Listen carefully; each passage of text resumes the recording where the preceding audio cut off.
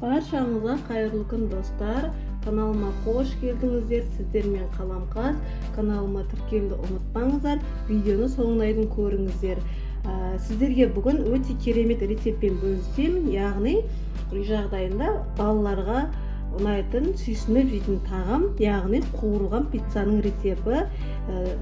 рецептімен бөлісемін. Тіске басар деп те атаймыз оны. Ыстықтай жесеңіздер өте дәмді.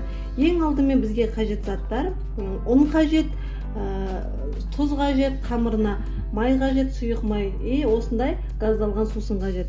Барлық ингредиенттердің мөлшерін мен видеоның соңында описание бөліміне жазып қоямын. Арасына салынатын салмаларға бізге сыр қажет.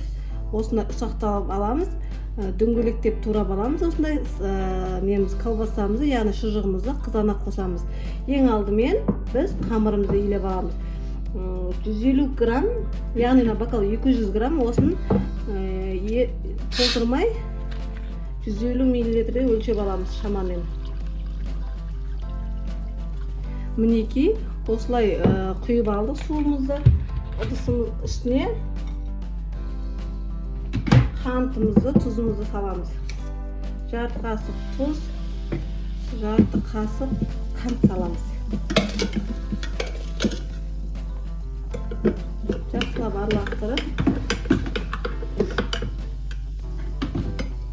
енді ыдысымызға ұнымызды салып, мінекей ұнымызды салдық.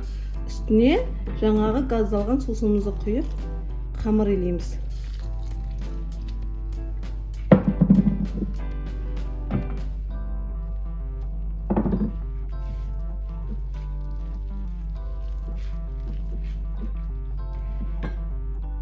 Мінекей қамырымызды илеп болдық. Енді жарты сағатқа бетін жауып қойып қоямыз. Мінекей қамырымыз жарты сағаттан соң алып жаямыз. Екі бөлікке бөліп аламыз қамырымызды.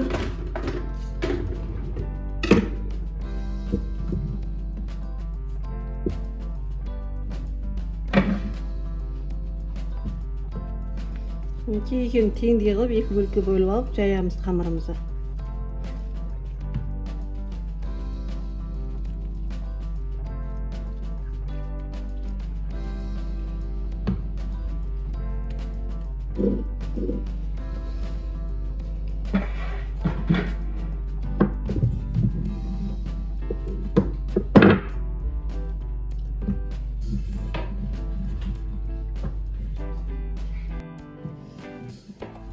Қамырымызды жаямыз.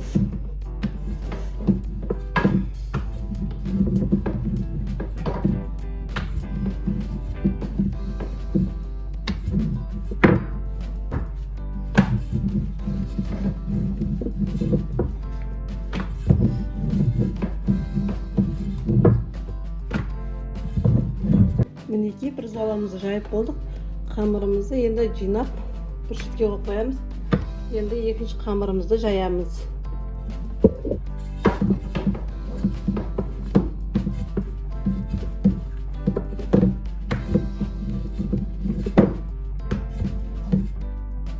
Мінекей екінші қамырымызды жайып болды. Енді бетіне салмамызды салып шығамыз. Осылай кішкене арасына қызанағымызды салып болдық. Енді арасына ірімшігімізді саламыз, сырымызды яғни.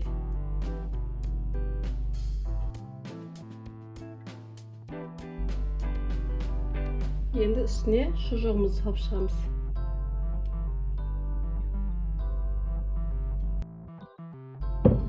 Енді бетіне бағана бірінші жайған қамырымызды үстіне қоямыз. Осылай қойып шығамыз барлығын. Шеттерін жақсылап жапсырып шығамыз. Екі қамыр.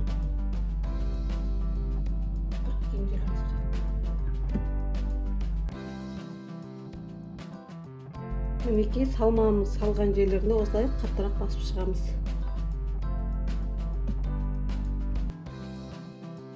Дөңгелек формамен немесе осындай стаканның көмегімен кесіп аламыз. Мінекей осылай кесіп алған соң Осылай шеттерін жақсылап жапсырыңыздар, себебі ішіндегі салмамыз шығып кетпеуі қажет. Мінекей осылай шеттерін жақсылап жапсырамыз. Барлығын осылай стаканның көмегімен бөліп аламыз. Мінекей шеттерін осылай жақсылап жапсырамыз. Мінекей қамырларымызды осылай бөліп алдық. Енді қызып тұрған табамызға пісіріп аламыз жақсылап. Қызып тұрған табамызға енді қамырларымызды пісіріп аламыз.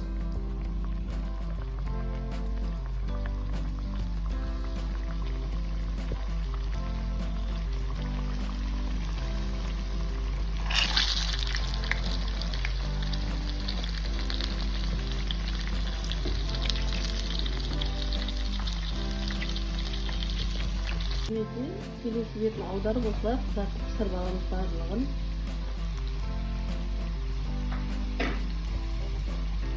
Мінекей біздің қуырылған пиццамыз дайын болды. Өте керемет, қытырлақ. Мінекей арасын ашып көреміз. Міне балаларыңызға жасап берсеңіздер болады. Кез келген бала сүйсініп жейді. Өте дәмді. Сіздерге жасап көруге кеңес беремін. Видеоны соңына дейін көргеніңізге рахмет. Каналыма тіркеліп кетуді ұмытпаңыздар.